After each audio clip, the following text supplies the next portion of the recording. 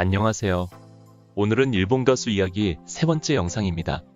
오늘 소개할 가수는 애매님입니다. 제 채널에서도 애매님의 곡들을 많이 소개시켜드렸는데요. 그런데 애매님은 데뷔 초에는 얼굴 공개를 안 하다가 최근에야 얼굴을 드러내고 활동을 하실 정도로 애매님의 곡은 알려져 있어도 애매님에 관해서는 알려진 내용이 많이 없습니다. 그래서 애매님과 관련해 추측성 내용이 많이 쏟아졌고 저도 이 추측성 내용의 일부를 소개하는 파트도 있기에 사실과 다른 내용이 있을 수 있다는 점 양해 부탁드립니다. 그럼 소개부터 시작할게요. 이름은 애매라고 발음하는데요. 사랑하다, 좋아하다 라는 뜻의 프랑스어입니다. 이외에도 가끔씩 작사가로 곡 제작에 참여하곤 하는데 이때에는 에메리듬이라는 예명을 사용합니다. 공식적으로 프로필은 비공개이지만 팬들 사이에서는 1990년 7월 9일생으로 알려져 있습니다. 2011년에 데뷔해 올해로 12년차 가수가 되었죠.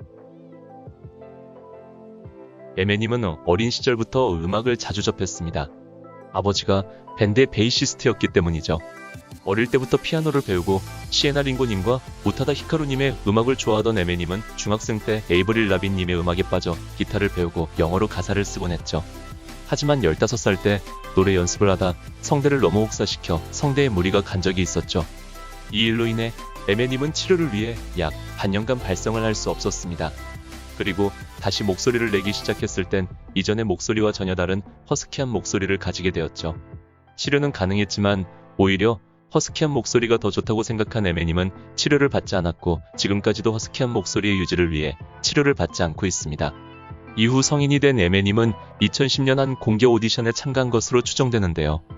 당시 오디션에 참가한 후지모토 에미라는 21세 여성이 이 오디션에서 2위를 차지하는데 2010년 당시 애매님의 나이로 추측되는 21세의 나이와 비슷한 생김새까지도 애매님이라는 추측에 힘을 실어줬죠.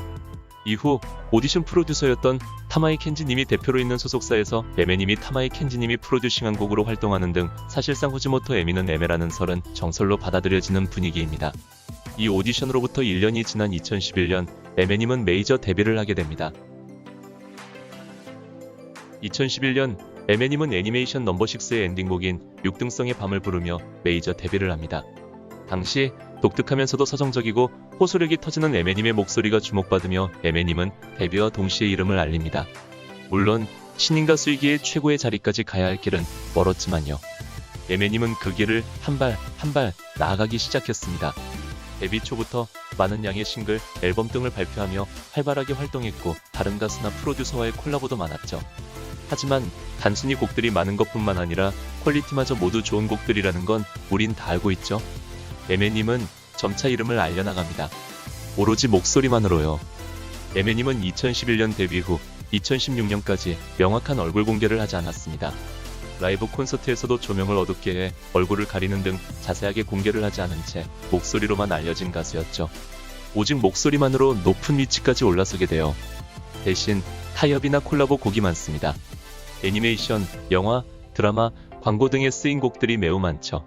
그러다 2016년 한 음악방송에 출연하며 얼굴을 드러낸 뒤로는 라이브나 방송에서도 얼굴을 명확하게 드러낸 채 활동하고 있습니다.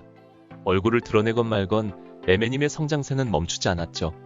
2017년 첫 무도관 라이브를 하고 2020년에는 첫 도쿄돔 공연이 예정되어 있었지만 코로나로 인해 중단되었습니다. 하지만 이 대목만 봐도 3년 만에 무도관에서 도쿄돔 수준까지 성장한다는 게 어마어마한 기록입니다. 매번 퀄리티 좋은 곡들이 많이 나오는데 당연한 일이죠. 2021년에는 앨범 발프루기스가 애매 개인 최초로 오리콘 데일리 주간 1위, 빌보드 재팬 핫앨범 다운로드 앨범 톱 앨범 세일즈 1위를 달성하며 자타공인 최고의 자리에 올라섭니다. 그리고 이제 데뷔 11년 차에 접어든 애매님은 데뷔 초와 마찬가지로 아직도 퀄리티 좋은 곡들을 많이 발표하고 있습니다. 얼굴이 명확히 공개되었지만 오직 목소리로 승부한다는 건 변함없이 말이죠. 여기까지 애매님의 프로필과 커리어에 대한 이야기를 들려드렸습니다. 사실 정보가 많이 공개된 가수가 아니라서 대본을 만드는 데 애를 썼습니다. 정보가 많은 가수가 아니기에 틀린 부분이 있을 수 있다는 점 양해 부탁드립니다. 여기서부터는 애매님의 다양한 이야기를 들려드릴게요. 앞부분에서 애매라는 단어는 프랑스어라는 것을 언급했는데요. 애매님의 팬클럽인 블랑앤누아르는 프랑스어로 흰색과 검은색이라는 뜻인데요. 애매님이 좋아하는 색이며 그걸 프랑스어로 번역한 것이라고 합니다. 평상시에 안경을 쓰는 모습이 자주 잡힙니다. 방송이나 콘서트 등의 촬영 때에도 안경을 쓴 모습을 자주 볼 수 있죠. 다만 공식 사진에는 안경을 잘 안 씁니다. 2016년 즈음에 에메님의 창법에 변화가 있었습니다. 이는 데뷔곡인 6등성의 밤과 2017년에 리믹스한 6등성의 밤 매직 블루 버전을 비교하면 쉽게 알 수 있는데요. 허스키하면서도 속삭이는 느낌이 강했던 기존 창법에서 조금 더 맑고 안정적인 목소리로 변화했습니다. 에메님은 이에 대해 기존의 창법은 성대에 무리가 많이 갔고 오랫동안 노래 부르는 것이 제일 중요하기에 현재의 창법으로 변화한 것이 바람직한 성장을 이루어낸 것이라고 생각한다고 밝혔습니다. 기존 창법과 현재의 창법에 대해 팬들 사이의 평가는 갈릴 수 있지만 모든 팬들이 공통적으로 바라는 건 에메님의 노래를 오랫동안 들을 수 있는 것이기에 대부분의 팬들이 창법의 변화를 반기고 있습니다. 방탄소년단의 RM님이 트위터에 에메님의 카타오모에를 듣고 있는 사진을 올리며 팬들에게 추천한 적이 있었습니다. 월클의 픽을 받은 곡이라고도 할 수 있겠네요. 오늘은 에메님을 소개했습니다. 가수로서 매우 중요한 성대에 큰 문제가 생겨 뒤바뀐 목소리가 아주 유니크한 음색을 가져다 주었지만 목소리뿐만 아니라 가창력과 감정까지도 완벽한 에메님의 노래, 최근에는 다양한 음악적 스타일을 시도하고 콜라보 음원을 발표하는 등 앞으로의 행보에 기대를 모으고 있는데요. 수십 년이 지나도 에메님의 아름답고 신비한 목소리를 듣고 싶네요. 오늘은 여기까지입니다. 봐줘서 고마워요.